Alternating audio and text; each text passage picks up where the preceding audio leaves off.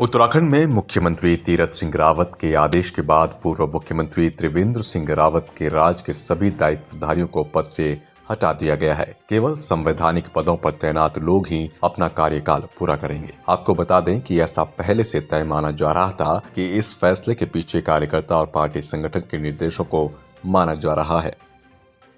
देहरादून में प्रेम, सद्भावना और आस्था के प्रतीक श्री झंडे जी के भव्य आरोहण की प्रक्रिया शुरू हो गई। पुराने झंडे जी को उतारने की प्रक्रिया शुरू हो गई। इसके साथ ही झंडे जी मेला शुरू होगा। कोरोना संक्रमण के चलते इस बार श्री दरबार साहिब और श्री झंडे जी मेला प्रबंधन कमेटी ने मेला 2 दिन तक ही सीमित रखना तय किया। रविवार को नगर परिक्रमा के बाद धार्मिक मेला संपन्न हो जाएगा। आज दोपहर बाद नए झंडे जी का आरोहण किया गया। एसपी सिटी सरिता डोभाल मातहतों और प्रशासनिक अफसरों के साथ सुबह से मौके पर मौजूद रहीं। देहरादून में नई आबकारी नीति लागू होने के बाद राजधानी दून के अलग अलग 3 बारों में आबकारी महकमे के प्रवर्तन टीमों ने रेड की। 2 बार से अधिक यानी ओवरस्टॉक मिला है, जिसकी स्पष्ट एंट्री भी संचालक नहीं दिखा सके। एक बार पूरी तरह नियमों और स्टॉक में दुरुस्त मिला। बार में हाफ यानी अद्धे देख विभाग की टीमें चौंक गई, क्योंकि बार में सिर्फ बोतल ही बिक्री के लिए अनुमान्य है। आबकारी विभाग की टीमों ने पटेल नगर, नेहरू कॉलोनी, जोगीवाला स्थित बार में रेड की थी। टीम में सहायक आबकारी आयुक्त जनपदीय प्रवर्तन देहरादून मनोज कुमार, उपाध्याय प्रभारी आबकारी निरीक्षक ओमराव सिंह राठौड़, हेड कांस्टेबल प्रताप सिंह लव शर्मा मौजूद थे। उत्तराखंड में बढ़ते कोरोना संक्रमण को लेकर प्रशासन ने कमर कस ली है, जिसको लेकर देहरादून जिलाधिकारी द्वारा सभी पर्यटन स्थलों के उप जिलाधिकारियों को निर्देश दिए गए हैं कि सभी उप जिलाधिकारी ये सुनिश्चित करें कि सभी होटलों, रेस्टोरेंट आदि जगह कोविड-19 और सरकार द्वारा जारी दिशा निर्देशों का सख्ती से पालन किया जाए। उप जिलाधिकारी मसूरी के निर्देश के बाद नायब तहसीलदार जसपाल सिंह राणा द्वारा पुलिस बल के साथ मसूरी के विभिन्न होटलों की सघन चेकिंग की गई। वहीं सभी को कोविड-19 के नियमों के साथ सरकार द्वारा जारी दिशा निर्देशों का पालन करने के साथ कमरे में सैनिटाइजर अनिवार्य रूप से रखने के साथ मास्क को हर हाल में पहनने के निर्देश दिए गए। आज जिलाधिकारी महोदय के निर्देश पर जिन 12 राज्यों में कोविड का प्रभाव अधिक है, वहां से जो भी यात्री मसूरी में आएंगे उन सभी का कोविड टेस्ट होना जरूरी है। और होटलों को निर्देश दिया गया है कि कोविड के SOP का सख्ती से पालन करें। होटल में सैनिटाइजर, मास्क, थर्मल स्कैनिंग इत्यादि की पूरी व्यवस्था रखें, साफ़ सफाई भी रखें। और यदि आपके द्वारा उनका पालन नहीं किया जाएगा तो आपके खिलाफ सख्त कार्रवाई हो सकती है। यदि इनके द्वारा अनुपालन नहीं किया जाएगा तो सख्त कार्रवाई होगी। टिहरी जिले के प्रतापनगर विधानसभा क्षेत्र के लिए राज्य सरकार के द्वारा 3 बस सेवा शुरू की गई है। बस सेवा शुरू करने के लिए ग्रामीण काफी लंबे समय से मांग कर रहे थे। प्रतापनगर के बदूरा पट्टी में रोडवेज बस के आने पर ग्रामीणों ने बस चालक परिचालक का ढोल नगाड़ों के साथ स्वागत किया। ग्रामीणों ने कहा कि प्रतापनगर क्षेत्र काफी दुरुस्त क्षेत्र है, जहां पर बस सेवा नहीं होने के कारण ग्रामीणों को परेशानी उठानी पड़ रही थी। लेकिन प्रदेश सरकार के मुखिया तीरथ सिंह रावत, प्रतापनगर विधानसभा पूर्व प्रत्याशी पंकज व्यास के प्रयासों के कारण उनको बस सेवा मिली है, जिसके लिए उन्होंने दोनों लोगों का आभार जताया। पानी की एक सजा भुगत रहा है और जब से डोबरा चांटी पुल का निर्माण हुआ है और स्वागत हुआ है, तब से लंबे समय से ये मांग चल रही थी कि यहाँ पे जो है सरकारी बस की व्यवस्था हो। और खासकर जो हमारे बुजुर्ग लोग हैं, जिनको जो है 65 वर्ष की जो उम्र है, और यहाँ तक आप देखते हैं कि कितना ये पिछड़ा इलाका है, ज़्यादातर लोग में रहते हैं, तो कम से कम उन बुजुर्गों के लिए जो है राज्य सरकार की तरफ से ये व्यवस्था हुई है। और इसके लिए मैं विशेष रूप से जो हमारे मुख्यमंत्री हैं तीरथ सिंह रावत जी का धन्यवाद करता हूँ। हमारे उत्तराखंड सरकार ने और श्री पंकज व्यास भाई ने यहाँ पर संघर्ष किया है। और हमारे जो घाटी में यहाँ भद्रा घाटी के लिए बहुत सौभाग्य की बात है कि यहाँ पर एक रोडवेज बस की सेवा पट्टी आरगढ़ तक पहुँचाई है। हमारे सभी भाइयों से अनुरोध है कि इनके सहयोग भरपूर सहयोग करें। मसूरी सीओ नरेंद्र पंत के अध्यक्षता में मसूरी कोतवाली में सामुदायिक संपर्क समूह बैठक का आयोजन किया गया। बैठक में थाना स्थानीय के CLG मेंबर्स, वरिष्ठ नागरिक, व्यापार संघ, टैक्सी यूनियन, होटल एसोसिएशन के सदस्यों द्वारा प्रतिभाग किया गया। सभी से मसूरी की समस्याओं तथा समस्याओं के समाधान पर चर्चा की गई। आगामी पर्यटन सीजन को लेकर चर्चा कर सुझाव लिए गए तथा शहर की शांति और कानून व्यवस्था को लेकर भी चर्चा की गई। और आगामी पर्यटन सीजन के दौरान पर्यटकों के आवागमन, यातायात नियंत्रण, पार्किंग व्यवस्था पर चर्चा की गई तथा कोविड-19 के बढ़ते खतरे की रोकथाम और बचाव को लेकर सभी को जागरूक किया गया। यहाँ पर मसूरी के विभिन्न भागों में जो लोग रह रहे हैं उनका रिप्रेजेंटेशन इस मीटिंग के में था और specially hotel association, taxi association और हमारे जो व्यापार संघ है, साथ ही साथ हमारे जो डिफरेंट कम्युनिटी ग्रुप्स हैं, उनका यहाँ पे कन्वर्जेंस किया गया।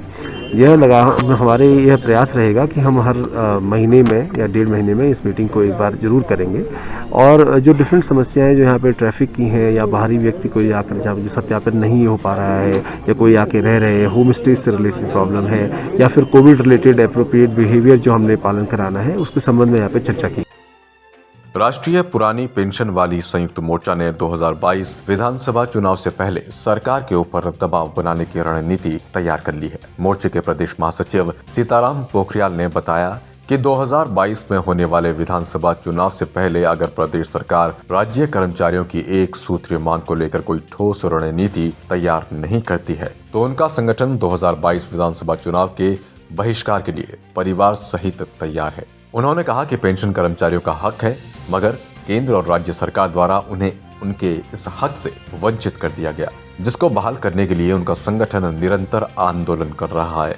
उन्होंने कहा कि 25 अप्रैल को कुमाऊं में होने वाली उनकी महारैली सरकार के लिए चेतावनी होगी।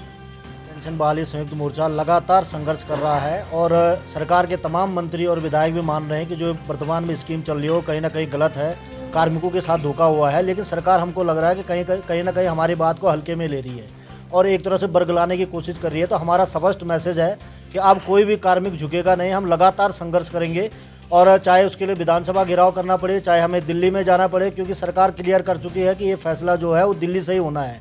तो हम सीधे अब दिल्ली में ही कूच करेंगे और पूरे प्रदेश के ही नहीं पूरे देश के सभी कार्मिक, अब अगला हमारा मिशन है कि हम संसद का घेराव करेंगे और दिल्ली में हमारे अगली जो होगी वो रणनीति वहीं से तैयार होगी। पेंशन बहाली संयुक्त मोर्चा द्वारा 25 अप्रैल को कुमाऊं आक्रोश रैली आयोजित की गई है। निश्चित रूप से में हजारों कर्मचारी हमारे वो हल्द्वानी में रहेंगे और वो हमारे लिए सरकार के लिए एक ऐलान रहेगा कि कर्मचारियों का अगर पुरानी पेंशन बहाल नहीं करती है तो हम सड़कों पर उतरने के लिए तैयार हो चुके हैं। और आक्रोश रैली कुमाऊं मंडल की है, उसके बाद सीधा विधानसभा घेराव या मुख्यमंत्री आवास घेराव होगा, क्योंकि इस तरह हम अपना उत्पीड़न बर्दाश्त नहीं करेंगे। हमारे बुढ़ापे का एकमात्र सारा पुरानी पेंशन है, इसको हम लेके रहेंगे और इसके लिए क्योंकि ये हमारा अधिकार है। लालकुआ के बिंदु खता क्षेत्र में बीते रोज लगी गेहूं के खेत में भीषण आग में 12 बीघा गेहूं की फसल जलकर राख हो गई। वहीं आग की खबर मिलते ही भाजपा के वरिष्ठ नेता और पूर्व नगर पंचायत अध्यक्ष पवन कुमार चौहान ने मौके पर पहुंचकर खेतों का मुआयना किया, साथ ही अग्नि पीड़ित किसानों से मुलाकात कर उन्हें सरकार से हर संभव मदद दिलाने का भरोसा दिया। इस दौरान उन्होंने उप जिलाधिकारी से फोन पर वार्ता कर जल्द से जल्द कार्रवाई अमल में लाने के निर्देश दिए। ये विद्युत से ये तारों टकराने से ये आग लगी। कितना नुकसान हुआ लगभग? ये तो करीब 2 एकड़ से ऊपर है, 2-2.5 एकड़ करीब। कोई शासन प्रशासन से मदद मिली हुई? मिल सके तो साहब देखो क्या करें, कोई बेरोजगार है, कोई कमाने वाला नहीं है, बच्चे छोटे हैं। अब भाई का भी ऐसे ही है, हमारा भी ऐसे ही है। बिल्कुल, मैंने उस एक दिन और भी आप लोगों ने पूछा था, मैंने बताया था कि लालकुआं में क्योंकि एक स्थान मिलने की थोड़ी समस्या रहती है, तो जगह हमने नगर पालिका से बोला है कि कई स्थान वो दें, तो हम उसको लिए पहले से ही कर चुके हैं, वो घोषणा भी कर चुके हैं कि हम यहाँ फायर ब्रिगेड का ऑफिस खोलेंगे। और गरीब आदमी पूरे 3-4-5 महीने तक इंतज़ार करता है कि मेरी फसल आएगी, और फसल आने के बाद में कुछ बच्चों के लिए करेंगे, कुछ कर्जा किसी का निपटाएंगे सोचता है, लेकिन ऐसी देखिए इस स्थिति में उस किसान के लिए कितनी बहुत बड़ी मुसीबत उनके सिर पर आ जाती है। तो मैंने अभी SDM से बात की है, माननीय विधायक जी भी कल आए थे, और जितनी मदद संभव शासन से हो पाएगी हम लोग करवाएंगे। श्री पंच निर्मोही अखाड़ा अणी के बैरागी कैंप के शिविर में पहुंचे अपर मेलाधिकारी कुंभ हरबीर सिंह अखाड़ा अध्यक्ष श्री महंत राजेंद्र दास ने माल्यार्पण कर स्वागत किया। दोनों पक्षों ने गिले शिकवे दूर किए। गौरतलब है कि बृहस्पतिवार रात 8 बजे इसी अखाड़े के संतों ने की थी अपर मेलाधिकारी से मारपीट। इस घटनाक्रम को लेकर अधिवक्ता अरुण भदौरिया ने श्री महंत राजेंद्र दास आदि के खिलाफ मुकदमा दर्ज करने के लिए कोतवाली कनखल में तहरीर दी है। श्री पंचायती अखाड़ा बड़ा उदासीन निर्वाण की कुंभ छावनी कनखल में वैदिक विधि से धर्म ध्वजा स्थापित की गई। धर्म ध्वजा स्थापना कार्यक्रम में उपस्थित संत महात्माओं पर राज्य सरकार की ओर से हेलीकॉप्टर से पुष्प वर्षा की गई। अखाड़े के श्री महंत महेश्वर दास कोठारी, श्री महंत दामोदर दास कुंभ प्रभारी, श्री महंत दुर्गा दास महामंडलेश्वर, स्वामी हरि चेतनानंद आदि संत महामंडलेश्वरों के साथ उनके अनुयायियों ने भाग लिया। कुंभ मेला अधिकारी दीपक रावत, आईजी कुंभ संजय गुंजियाल ने धार्मिक आयोजन में भाग लिया और कुंभ सकुशल संपन्न कराने के लिए आशीर्वाद लिया। आज ग्राम ईड़ा तहसील रानीखेत में अज्ञात द्वारा जंगल में आग लगा दी गई। आग भीषण रूप ले चुकी है। आग आबादी क्षेत्र में पहुंचने के करीब है। ग्रामीणों द्वारा आग बुझाने का प्रयास किया जा रहा है, उसके बावजूद आग पर काबू नहीं पाया जा रहा है। प्रशासन को सूचना देने के उपरांत भी प्रशासन का कोई व्यक्ति घटनास्थल पर उपलब्ध नहीं हो पाया। ग्रामीणों में भारी आक्रोश है और जनहानि का बहुत ज्यादा नुकसान हो रहा है। विधानसभा चुनाव नजदीक आते देख अब लैंसडाउन विधानसभा की जनता अपने क्षेत्र को प्रगतिशील बनाने के लिए विकास से सरोकार रखने वाले प्रत्याशी को ढूंढना शुरू कर दिया, जिसमें आज लैंसडाउन विधानसभा की जनता ने सिसलडी में एक कार्यक्रम का आयोजन किया, जिसमें बतौर मुख्य अतिथि महिला कांग्रेस की प्रदेश महामंत्री रंजना रावत को बुलाया गया। इस दौरान क्षेत्र की जनता ने समस्याओं से रंजना रावत को अवगत कराया। इस दौरान जनता ने रंजना रावत से लैंसडाउन विधानसभा से चुनाव लड़ने की अपील की। बहुत समस्याएं हैं। सबसे पहले जो मेन समस्या है यहाँ पे जो शिक्षा है, स्वास्थ्य है और सड़कें, बहुत बुरी स्थिति है। इन चीज़ों पे हमारी सरकारों को काम करना पड़ेगा। और जो बच्चे बेरोजगार हो रहे हैं उनके लिए रोजगार के कोई साधन यहाँ पे नहीं है। हम यही कहना चाहते हैं, अगर सरकार, उत्तराखंड सरकार चाहती है कि यहाँ से पलायन ख़त्म हो तो बच्चों को रोजगार दे, स्वास्थ्य सुविधाएं अच्छी करे और शिक्षा का स्तर को बढ़ाएं और सड़कें अच्छी करें। सड़क तो यहाँ गाँव गाँव आ गई, घर घर में चल भी जाला, पर यूँ सड़कों में तैल डांट जा बेखा आदमी नहीं छी।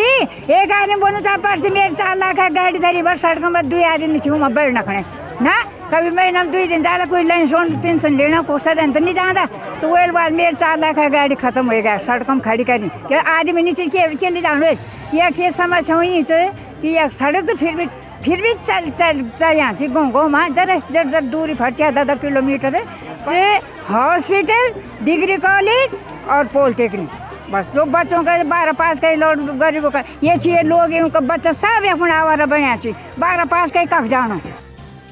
हरिद्वार में महाकुंभ की अधिसूचना जारी होने के साथ ही गंगा घाटों पर रौनक देखने को मिल रही है। इसी क्रम में हरिद्वार में पहली बार गंगा नदी की नीलधारा चंडी द्वीप घाट में संध्या आरती का भव्य और दिव्य आयोजन किया गया। हिमालय दर्पण उत्तराखंड पर आप देख रहे थे उत्तराखंड की बड़ी खबरें। बाकी अपडेट के लिए बने रहें हमारे संग और देखते रहें हिमालय दर्पण उत्तराखंड।